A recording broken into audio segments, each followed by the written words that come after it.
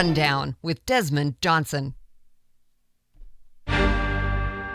Like to have everybody's attention for a moment. There's a stat. I don't like bringing up stats, but there's one stat about the Panthers. In the world is James Harden a better scorer than Michael Jordan? No, he's more creative in that. Traveling is not creative, Brandon. No matter what the score is, and they've said it themselves, whether they're up 10, down 20, whatever, they know they can turn it on whenever. Why did you have to bring up the Cowboys in this conversation? Lived in Texas for 2 years and just could not stand to watch Cowboys football. All right, listen up. Welcome to The Rundown. Here's Desmond Johnson. And welcome to the Monday edition, live edition of The Rundown. I am your host, Desmond Johnson. Do need to apologize yet again. Technical difficulties trying to get our main man, Johnny O, on the line today. And just quick funny story, had to order a part from Amazon because we were using a specific part to kind of pipe guys in and out through our phone line. And that one's messing up too. And I'm starting to think I have a very cheap phone. So because of that, I'm not able to get Johnny O on today. However, I did want to touch base on the three topics that Johnny O was going to tackle today, the three things with Johnny O. The very first thing, just things I'm seeing around the sports world right now. In the NBA, there's a debate going on about who should be the NBA MVP. And to me, there's no question. But right now, the reigning MVP is Giannis Antetokounmpo from the Milwaukee Bucks. The Bucks are on pace to win about 70 games this year. Only two teams ever have done that. The 95-96 Chicago Bulls and the 2015-16 Golden State Warriors, who actually lost in the NBA Finals to LeBron James, Kyrie Irving, and the Cleveland Cavaliers. Giannis is having another fantastic season again this season as he leads that Milwaukee Bucks team. But LeBron James from the Los Angeles Lakers he has kicked into an entirely different level of basketball playing right now. I don't know if you got a chance to see some of the highlights from last night's game, but LeBron is pulling up from half court shooting threes. It's the second night in a row now where he's pulled up from ridiculous 30-foot beyond range without hesitation and draining a three. If LeBron's going to be throwing out 30-foot three-pointers and nailing them, there's no way to guard him. Like, there's literally no way to guard him. He is doing everything right now that the Lakers have asked for. And, it's kind of crazy that LeBron hasn't won the MVP award in the NBA since 2013. Like, literally, we've gone 7 seasons, and LeBron has gotten better, through those. Think about those seasons from 2013 with the Miami Heat. He's got 4 MVP awards, yes, but to have not won it in the past 7 years is kind of crazy. And it reminds me a little bit of Michael Jordan, where Jordan had plenty of years where he probably should have won the MVP, but didn't, because in the NBA, the MVP award almost is like a not a lifetime achievement award, but something where it's like, well, it's this guy's turn, it's that guy's turn. And during Jordan's reign of terror, Charles Barkley won it once, Karl Malone won it once, and in both of those years, it could have easily made an argument for Jordan to have won that award instead, especially the 95-96 season. LeBron, the same thing. I mean, think about this, the past 7 seasons, LeBron led a team down 3-1 in the NBA Finals to a 70-win Golden State Warrior team and won the NBA Finals on Golden State's home court in a Game 7. Like, he probably should have won the MVP award that year, 2015, 2016. Last year, of course, he was hurt.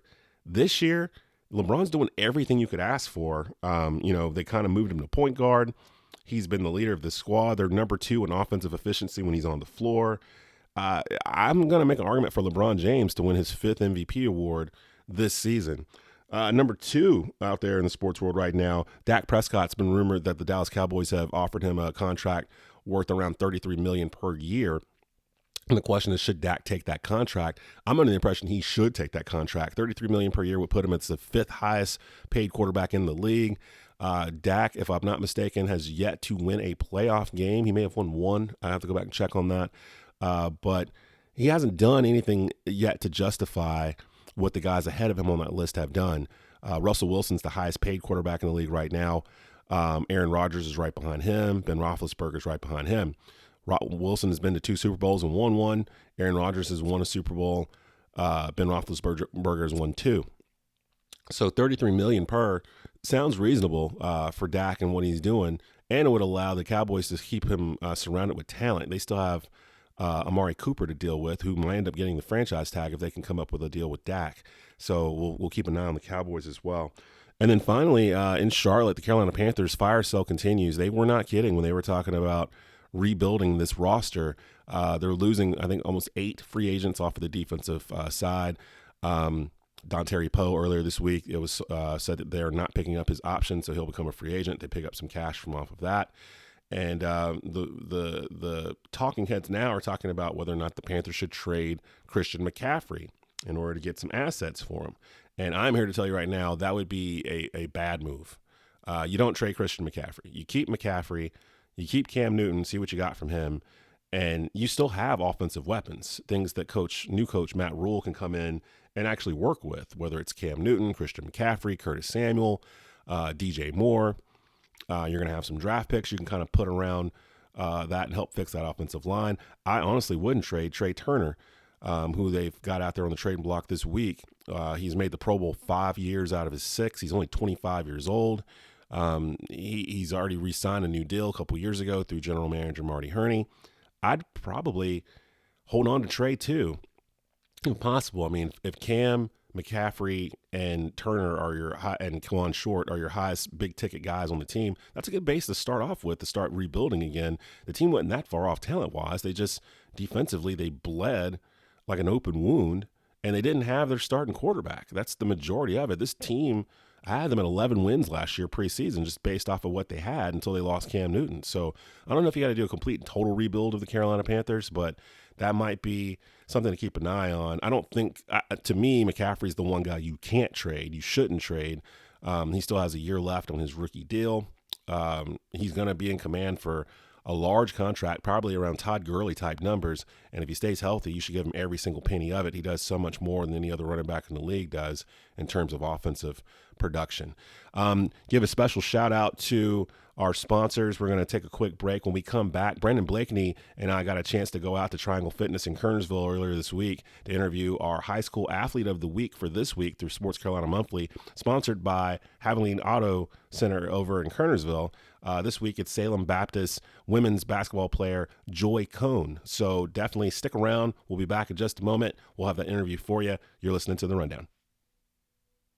You're listening to The Rundown with Desmond Johnson. Should be played at high volume. Ray's Body Shop and Wrecker Service has served Winston-Salem and surrounding areas for over 50 years. In addition to collision repair, Ray's also performs auto painting and towing. Using only the best quality products and materials, Ray's team of technicians is the best of the best. Family owned and operated, all of their work is guaranteed. When you find yourself in a bind, their 24-hour emergency towing and wrecker service is here to help. Call Ray's Body Shop and Wrecker Service today for a free estimate. 336-788-6174. The specials never stop at Blue Naples Pizza, an Italian restaurant. Every day you get a large 2-topping pizza for only $11.99. On Sunday, watch football and enjoy our large 1-topping pizza and 10 wings for only $17.99. Plus lunch specials every day of the week. Blue Naples Pizza, an Italian restaurant. 1519 Union Cross Road in Kernersville. Haviland Express Lube of Kernersville. Their service facility is independently owned and operated by Mac Allen, providing full-service repair and maintenance services. They use the latest diagnostic equipment to guarantee your vehicle is repaired or serviced properly and in a timely fashion. Mac and his team pride themselves on commitment to the local community and providing value-driven service in an inviting, friendly environment. Go see Mac at Haviland Express Lube of Kernersville for all of your automotive maintenance needs. Zesto Burgers and Ice Cream is a modern-day American diner serving burgers, sandwiches, wings, ribs, other quality food, and ice cream since 1945. Located only minutes from East Forsyth at 2600 New Walkertown Road. Every Monday, 35-cent boneless wings, and every Wednesday, 50-cent bone-in wings. 100% fresh, never frozen Angus beef burgers, fried fish, steak, shrimp, chicken platters, and more. Delivery now available through Grubhub, Takeout Central, and DoorDash. Zesto Burgers and Ice Cream, 2600 New Walkertown Road in Winston-Salem.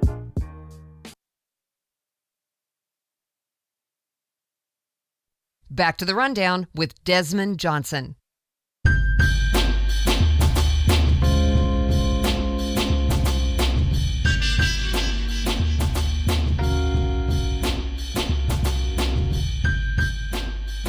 back to the Rundown. I'm your host, Desmond Johnson. Need to give a shout out to my man, Johnny O, who was supposed to be on live with us today. Had some technical difficulties with the phone line. We'll work on that. We will be live. We won't have technical difficulties this Saturday. I've got a busy Saturday out here in the Triad, out here in these streets. We'll be at Zesto's Burgers and Ice Cream in Winston-Salem, 2600 New Walkertown Road. Shout out to Algernon Cash, the owner of Zesto. We'll be there broadcasting a supersized rundown Saturday at 12 noon from 12 to 2 p.m. Then on Netcast Sports at 6 p.m., the season opener East Coast Basketball League action, ECBL. The Winston-Salem Wolves open their home opener against the Rowan County Bulls. I'll be on the play-by-play for that at 6 p.m. at netcastsports.com, and that's live. So definitely check that out. So you'll be able to listen to me most of the day on Saturday, but definitely listen to the Rundown, Supersize Rundown this coming Saturday. Got an interview with Joy Cohn, our high school athlete of the week. She is a star basketball player from Salem Baptist here in Winston-Salem. Maybe familiar with that name, the Cohn last name. She's got some famous older brothers. Madison Cohn, East Forsyth alumni, class of 2016. Is currently a starting defensive back for the Wisconsin Badgers out of the Big Ten. And her other older brother, Jalen Cohn, who was a star basketball player at Walkertown High School, is now currently a basketball player for the Virginia Tech Hokies. And last I checked, he was one of the leaders in three-point percentage in the entire ACC. So she has a great family lineage. Brandon Blakeney from the Rundown went out and spoke to her and to award her award for the high school athlete of the week, presented to you by Haviland Express Lube in Kernersville. Hey, what's up, everybody? We're back at it again. Week 3 of the Sports Carolina Monthly Athlete of the Week series. We have our first female athlete, Joy Cohn, started with a bang. Joy, thank you for joining us, letting us come up here. Thank you so much for having me. It's such a pleasure being here. Thank you. Oh, we're looking forward to jumping in with you today. So, definitely famous last name around Winston, Kernersville area, especially in the athletic field. Your dad has told me multiple times that you could be the best Cohn, like no cap. So I'm just wondering, like, how are you dealing with those expectations? I mean, there's some pressure there, but it just motivates me to work hard and just show them that I can be the best Cohn and just, put in the work. What is it like having a dad as a coach growing up? And sometimes, it's good because, 24-hour gym, that's heaven. That's a dream. So, but sometimes it can get frustrating because, sometimes it just won't leave, when we leave the gym, it'll still go to the house and my mom has to hear about it. I feel bad for her sometimes. We're just so competitive, so sometimes it can just get, frustrating, and when he's hard, I'm just like, oh my gosh, because he's extra hard. It seems like he's extra hard on us. Yeah, it's funny. It's all love. So now you moved over from Walkertown to Salem Baptist. Tell us just the comparison moving from the public school rank, jumping over to the private school rank. Yeah, it was a smooth transition, but just felt like there were more opportunities at Salem, and just the competitive level, we have way more competition, and just the more opportunities that I could get at Salem. I loved Walkertown, and I loved everything I've learned. I thank them there, yeah, definitely. But coming to Salem really helped me this year grow as a player and as a leader. How have you improved your game over the last year, and how do you feel that the team gelled? I know you weren't the only new face to join the program. Yes, sir. Growing this year, I felt I grew more as a point guard, more of learning the game, learning every position, because as a point guard, you need to know all the positions so you can tell the girls and be a leader, tell them where to go and do things like that. So, yeah, I feel like I grew more in that area. Ball handling, I felt like I grew more in. And, just shooting off the fly. I feel like I could shoot last year, but this year it's more faster pace shooting. So I feel like I grew more in that. How have workouts off the court, just working out with different players? I know your pops has you working out with guys, high school guys too.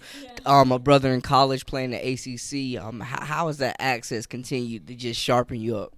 Well, guys are super athletic. They can jump higher, but honestly, girls nowadays, they can do the same thing. You wouldn't think, but they're really shocking us now. And just the girls basketball is really on the up and up. So just playing with guys really helped me get more. What's the word? Just more kind of matured my basketball level. Sorry, I forgot what the word was, but it helps you get what's that word? Just more physical? more physical. Yeah, more physical. Yeah, and just faster because they're like super fast and athletic. So just helped me in that area. Yeah. How do you think the team can continue to improve? I know you said the season didn't end how you expected it. Y'all are getting another go at it next year. I know a lot of you ladies probably playing AAU this summer. Yeah. So as a team, we could definitely improve. Just gelling together more. We at the end of the season, we more came together just because we started learning each other more. And with me being new, having a new point guard could be weird if you don't know them as a person. So yeah, definitely. So definitely next year, and that now that we know each other more, we can definitely go further. And just we lost a player in our last game, and she was a really good key on defense. So I felt that kind of held us back. But it's just a motivation just next year that we're gonna go harder at it. What's up next for you on the court? And I know you've got some talent off the court as well, doing some singing, so we'll definitely talk about that too. Yes, sir. Off the court, definitely going to mini camps. Like this weekend, I think I'm going to Scout Focus Camp or something like that, and just going to as many camps as I can, going to many elite camps. I got invited to some like Wake Forest and High Point and just some other schools around the area, but I'm trying to like spread like my interest and everything, because I love Wake. It's kind of close to home, but it's a nice ACC school. I know you guys are familiar with the Joel and the environment. Yes, sir, definitely. So just spreading my horizon or something like that. Just doing that this year and going to many schools like that. What do you want to show these college programs that you can do at the next level as the lead guard, the point guard, the floor general? Yeah, I want to definitely show them that I'm a good leader and that I can shoot. And just that I can do more on the court and do more off the court. Like I can I don't know, people say that I bring joy to the teams. I feel like I could do that. Yeah. Yeah, like make people smile and stuff, and that would bring like good team chemistry. So kind of just do that. Now I know last year you were invited on The Voice, correct? Yes, tell us about that experience. How did you earn that opportunity, and what was that like? It was such an incredible experience. It was crazy. Honestly, it came out of nowhere. I saw this thing on Instagram, and it said The Voice Instagram. So I was like, well, let me just post it. It's where you have to post a video on Instagram, and then you would tag The Voice Miami or The Voice Nashville or something like that. Yeah, it's like that. So I was